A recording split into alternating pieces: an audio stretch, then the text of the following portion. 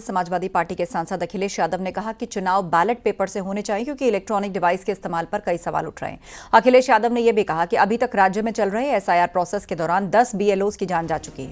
हम मांग करते हैं कि मरने वाले बीएलओज के परिवारों को 1 करोड़ रुपए की एक्स ग्रेसिया रकम दी जाए और मरने वाले के परिवार के एक सदस्य को गवर्नमेंट जॉब दी जाए। अखिलेश यादव ने कहा कि एसआईआर के बहाने सरकार एनआरसी की ताक में है। इलेक्शन बैलेट पेपर से होना चाहिए और इसलिए होना चाहिए कि बहुत प्रश्न लग रहे हैं, बहुत उंगली उठ रही है। इलेक्ट्रॉनिक चीजों पे बहुत सवाल खड़े हो रहे हैं और केवल भारत के अंदर लोकतंत्र में नहीं, दुनिया के लोकतंत्र में।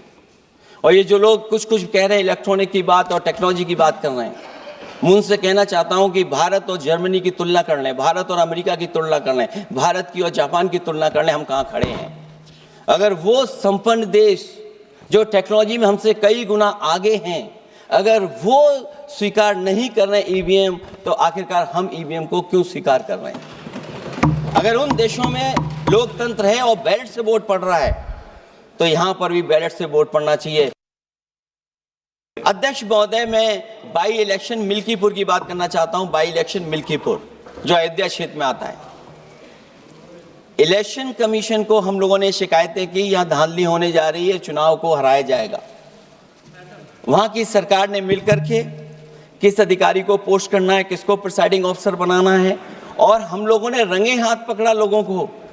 एक व्यक्ति को पकड़ा, वो 6 वोट के डाल के आ रहे थे। एक व्यक्ति को पकड़ा जो दूसरी विधानसभा से थे।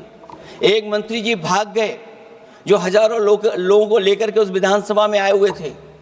तो ये बातें मैं इसलिए बता रहा हूं कि अगर हमें रिफॉर्म करना है तो रिफॉर्म तभी संभव है जब हमारा इलेक्शन कमीशन निष्पक्ष होगा।